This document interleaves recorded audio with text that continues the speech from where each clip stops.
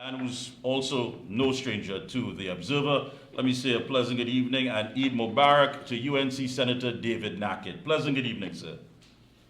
Eid Mubarak to you, Mikee K, and to all of Trinidad and Tobago. Yes, sir. Wishing all of us the best on this very special occasion. But let me ask you, I mean, when you sit and reflect as a practicing Muslim, at this point in time, looking, of course, at the Islamic ideology and teachings, where are we as a society? Oh, what a question, Mikey, but I don't think we have 20 hours to go over that, where we are as a society. What I will say that it's no news to any citizen of Trinidad and Tobago that we have regressed as a society. There's little empathy in the society. There's little care for our brothers and sisters. There's little compassion. There's little feeling. And with all of that said, we remain, by and large, a society that still has a great deal of community, a great deal of faith. But, Mikee K, the longest rope has an end. And I think that the kind of community that we used to see in Trinidad and Tobago, it's slowly being eroded because we've had a government, and this has to be said, we've had a government for the last 9 years, has shown little in terms of policy, programs, ideas, vision, that has given our society a certain ethos that we can coalesce around. In other words, we have become a society where the youth are basically left in a state of hopelessness. When you look, and I make that comment because I was going around to different mosques today and I was giving toys to kids and so. And you'd pass bars, inevitably you'd pass bars on the east-west corridor and you'd see all these kids, all these young men in these bars, and you just see a sense, you get a sense of hopelessness. And they're just in the bar sitting down talking nonsense, obviously, and rubbish, and everybody drinking. And young men, when normally on a day like today, you'd see the field littered with footballers and cricketers and everybody playing sports and outside. Now we've turned into a society because, to be honest, we've had a government with a lack of leadership that has left our young people aimless. It's a kind of aimless, zombie-like kind of feeling, Mikee K, and it's so unfortunate. Yeah. It's so sad. And Senator, I want to go back to a breakfast meeting that the Minister of Education, Dr. Nyan Gatsby Dolly, had at the Hilton Trinidad earlier this year. Theme: Education is Good Business. And the minister noted that crime, which she said is considered a public health issue, is crippling national development. And she cited more recent statistics that underline the unfortunate reality of youths falling into criminal activities. And she said that Trinidad and Tobago youths are living in a culture of violence, and those who are not actively involved in it are attracted by it. And it makes you wonder then, okay, what is the administration doing to lay out an alternative route? That if it is that they're not involved, then they're attracted, then why is it that they're gravitating to, why is it that they feel the need to be a part of something that definitely puts you at a dead end? Well, this is a government that is full of pronouncements. As a matter of fact, this is a government that reminds me of the Zionist apartheid regime that is called Israel. This is a government that tells you exactly what is the problem that they have created. So this government has cut gates from 400 million under the Kamla Prasad Bisasa government. They've cut it to something like 100 and something million or 200.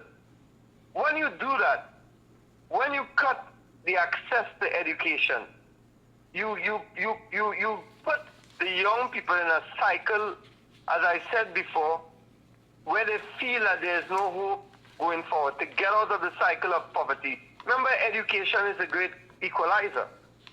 Education gives people the opportunity to get from one rung of the ladder to the next rung of the ladder, whether it be through generations in my family or in any other family. Every other family becomes better economically, socially, because of education. This government has cut gates by more than half. This government has not built schools. This government has closed down schools in traditionally poor areas. St. Philip's, in East Dry River, Piccadilly Street, government school. That all of these schools that were traditional schools, this government has closed down and are just keeping that property for their 1% owners. I know this for a fact. So this is not a government that you can talk about business and education and making any comparisons to that. This is a government that has basically left our children with less than half of them graduating or passing the SEA. We have with less than half of them getting passes in Cape and CSEC. I mean, this government has failed so badly, Mikee K, at education that they should never speak about it at all. They should hope that we forget. They should hope that we forget. So when we look at all of these school fights, how have you seen this government address that? This government has not addressed the fighting in the schools. It's among the most horrific examples of breakdown in the school structure. This government has failed to address that with any meaningful measures. Because Kid Rowley is not interested in letting people go from one class to another class in terms of the economic progress. He's not interested, and he said so. He doesn't care about that bridge between the rich and the poor. When you say that, you're saying you don't care about education. You don't care about sport. You don't care about social programs. You don't care about uplifting the youth. That's what you're saying. That bridge is education. That bridge is sport. That bridge is social programs. And Rowley clearly said he doesn't care about that bridge. So the rich will get richer and the poor can fend for themselves. And that's a very strong point you're making. I mean, it was the same Dr. Rowley who said that in the heights of the pandemic, we had about 2,000 plus students that fell through the crack. And these were youngsters who simply could not go online to get schooling, or perhaps they may not have been academically inclined. And that's nothing negative, because there should be so many different programs that they talk about. However, we don't get, as far as the success rate of what goes on with these young people. And it comes across as, it's just simply collateral damage. And it seems as though every year the statistics is about, in certain areas, we expect to lose a percentage of our young people in certain areas and certain communities. Whatever happened when it said leave no child behind? Whatever happened to we all don't prosper, if we simply can't all prosper together? Where has that gone? Well, it has gone out the window with this Rowley-led PNM government. I mean, when Bazio Pandey and Kamala Prasad Bisasper, when she was Minister of Education, and they spoke about leave no child behind, they meant it. And that is why under the UNC, Dr. Tim Gopi Singh built over 106 schools. And he proved it in Parliament when the PNM doubted such.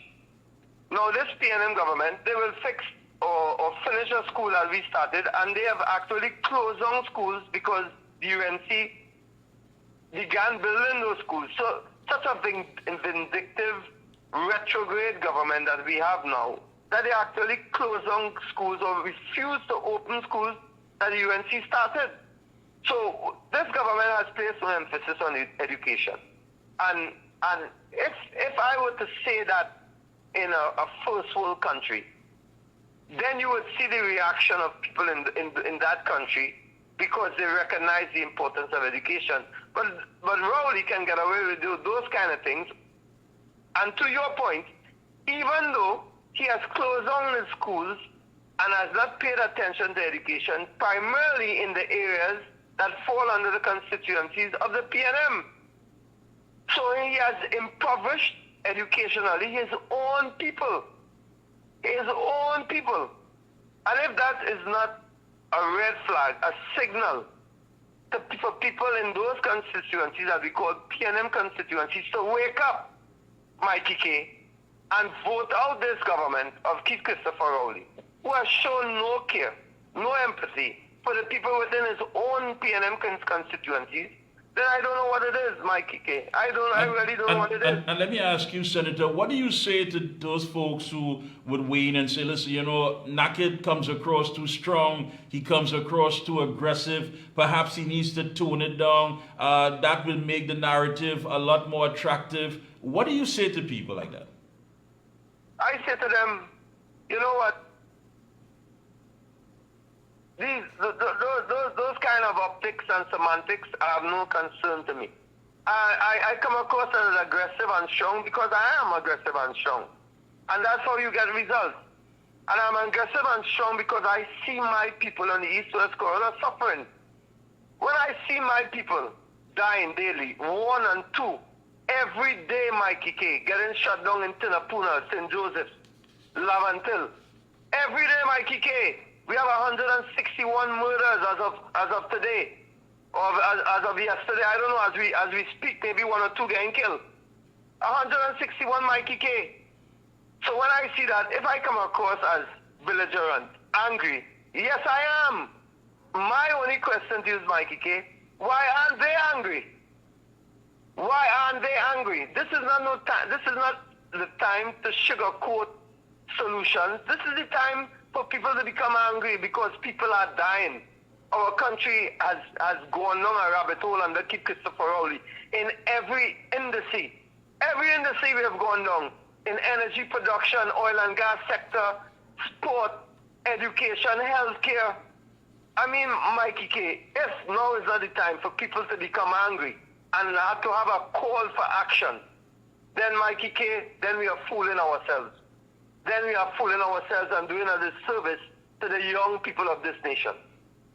Yeah, I think that answers it, straight to the point. Closing comment, go right ahead. My only wish, Mikee K, brother, is that the consciousness of the people has been awakened. The youth of this nation must become more and more aware. There's no longer the option of saying, I don't vote, I'm not voting. A no vote, it means a lack of care for how your country will progress. That's what it means. And I made a video the other day and I spoke about how the youth of Morocco, they decided not to pray behind their elders at the mosque anymore because they realized their elders refused to condemn the Zionist apartheid regime of Israel committing genocide on the Palestinian people. So the youth of Morocco said, we're not going to pray behind you anymore. Our people of Trinidad and Tobago, our young people of Trinidad and Tobago have to have that same attitude.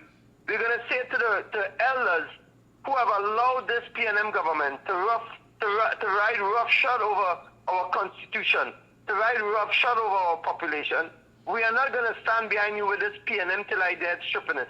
What are we going to do? We're going to think for ourselves. We're going to vote for our government. We're going to vote for Kamla Prasad Bisasa, who's going to come with a team to fix this country in a way that we can all feel proud of it. And I promise that to the people of Trinidad and Tobago, that we will fix the East-West corridor. We will fix the communities that have been neglected by Keith Christopher Rowley, and then you will see how Trinidad and Tobago will progress. Because I say, and this is my mantra, fix the East-West corridor, and you fix Trinidad and Tobago. Thank you so much, Senator. It's been a pleasure as always. Keep up the good work. We will be checking in with you periodically. All the best of luck to you and your entire team. Thank you, my brother. Thank you. Much love. Love in the house, Mikee K. Thank you indeed. Thank you so much.